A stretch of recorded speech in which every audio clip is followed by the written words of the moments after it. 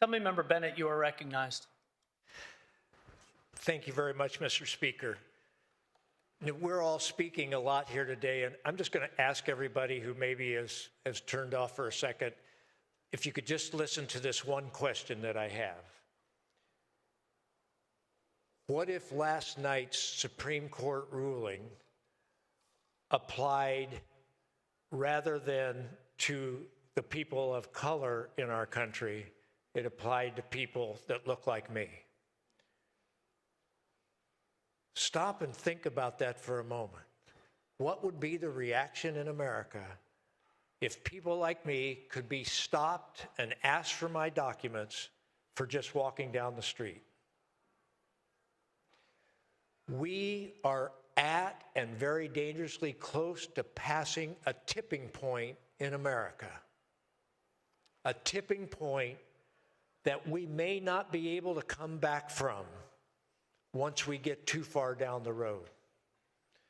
So this effort by ICE to mask themselves up is not just for their protection from people identifying them, but it is also part of an overall plan to intimidate people in this country, and for the militarization of civilian life in this country.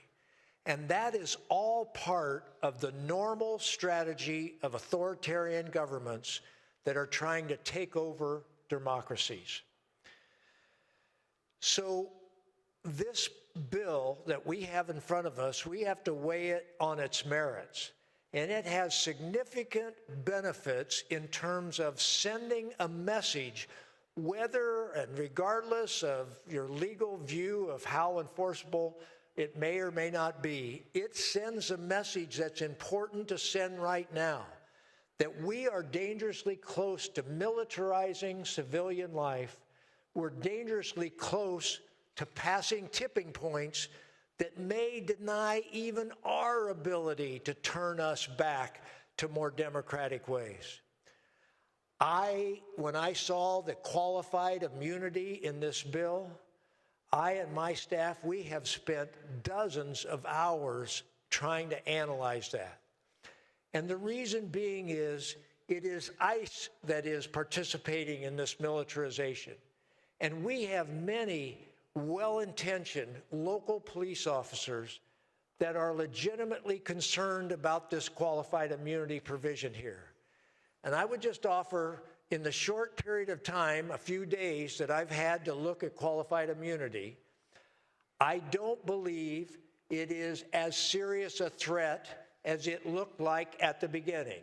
As my colleague pointed out, it's for egregious behavior. And egregious behavior, already you lose your qualified immunity.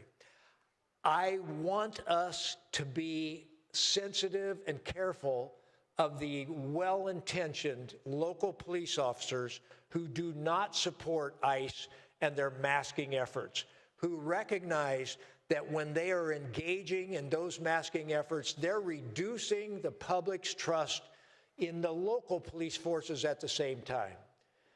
But in terms of weighing the concerns about the qualified immunity and the enormity of the tipping point that we are at, there is no question that we should support this bill, and we should send as strong a message as we can that we need to stand up in every way possible against the militarization of our civilian life, against the ICE agents intentionally trying to intimidate society and intimidate all of us to not resist. I respectfully ask for an aye vote on SB 627. Thank you. Thank you, Assemblymember Bennett.